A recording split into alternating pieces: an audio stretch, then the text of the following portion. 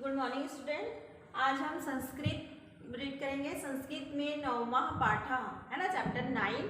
Chapter इसमें क्या है, श्रवण कुमारस्य कथा है ना। श्रवण कुमारस्य कथा को रीड करेंगे। तो श्रवण कुमार की जो कथा है, आप लोगों ने अपने घर में दादी नानी जो भी होंगी उनसे तो सुने होंगे कि श्रवण कुमार जो थे वो पितृभक्त थे है ना, अपने माता पिता के भक्त थे। उनके माता पिता जो हैं अंधे थे, उनको तीर्थ यात्रा में वो ले जा रहे थे। तो उसी समय उनकी ले जाते समय उनकी जो है मृत्यु हो जाती है ना। राजा दशरथ के शब्दभेदी बाणों से उनकी मृत्यु हो जाती है और वहीं पे वो नदी के जल भरने जा रहे थे, तो वहीं पे उनकी मृत्यु हो जाती है और वो अपनी माता पिता को तीर्थ यात्रा भी नहीं करवा पाते है ना। तो ये स्टोरी तो आप लोगों ने सुना ही होगा, तो आज इस स्टोरी को पढ़ते भी हैं। ओके, स्टार्ट करते हैं।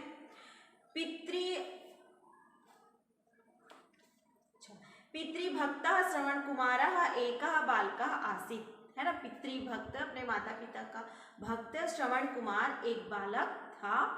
सह सदा पित्रोः सेवां करोति स्म, वह हमेशा पित्रोः सेवां करोति स्म, माता पिता की सेवा करता था। तस्य पितरौ नेत्रहीनौ आस्ताम है ना, उनके माता पिता नेत्रहीन थे, अंधे थे। एकदा तस्य पितरौ अवदत्ताम, एक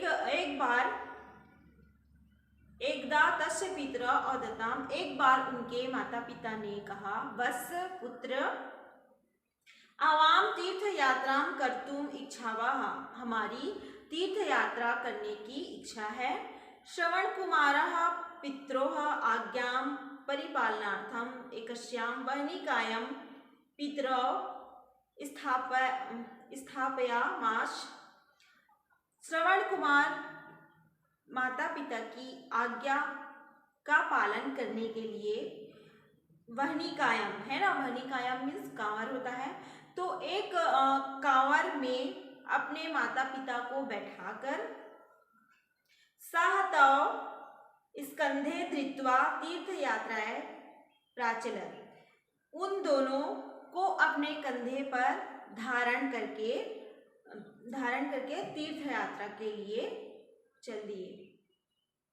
मार्गे तस्य पितरौ पिपासितौ अभवताम है ना। मार्गे तस्य पितरौ पिपासितो अभवताम, रास्ते में उनके माता पिता को प्यास लगी है ना। रास्ते में उनके माता पिता को प्यास लगी। श्रवण कुमारः पिपासितयोः पित्रोः क्षुधा शान्त्यर्थम् एकस्य वृक्षस्य छायां तौ संस्थाप्य जलम आनेतुं सरयूं अगच्छत् है ना। श्रवण कुमार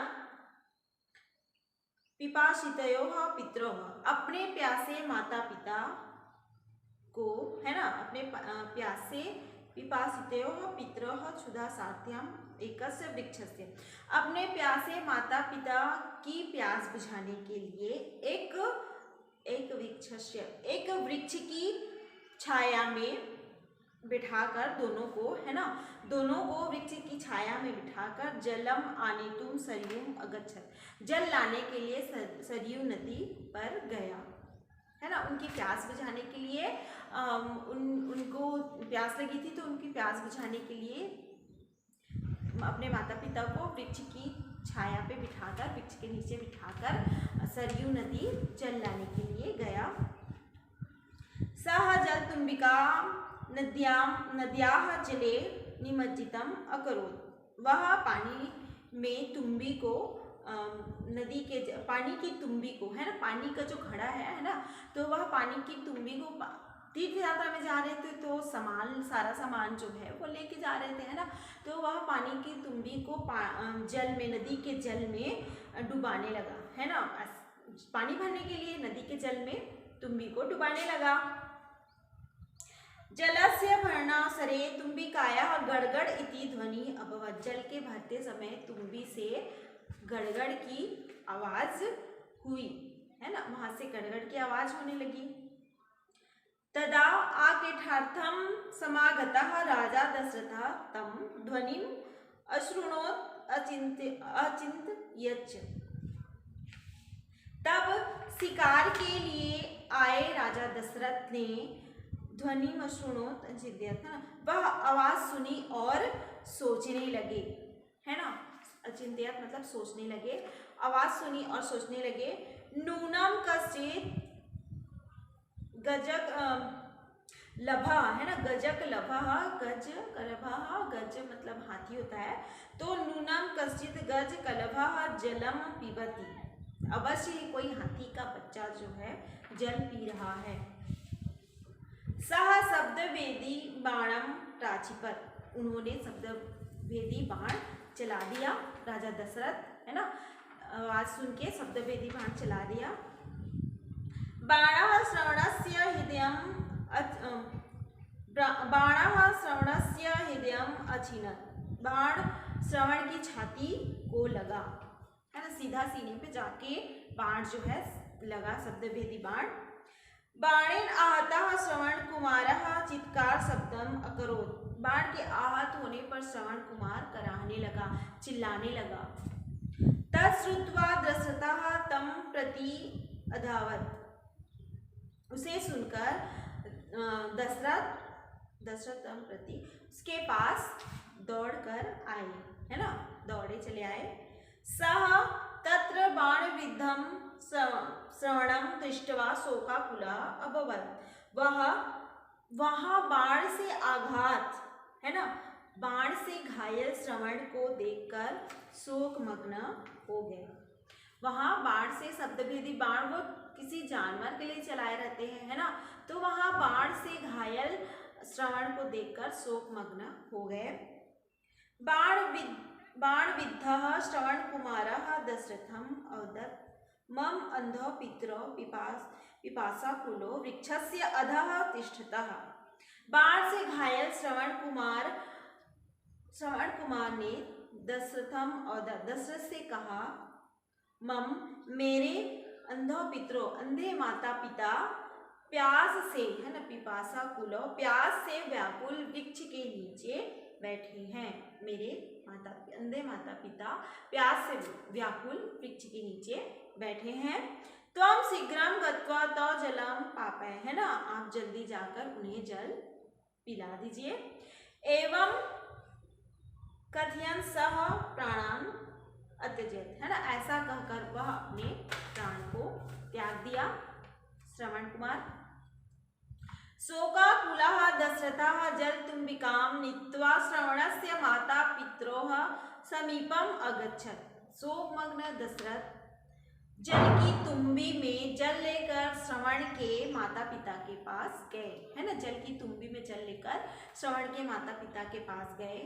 तव अपृच्छताम वत्स, तो उन्होंने पूछा, वत्स पुत्र विलंबा कथम जाता, देर कैसे हुई।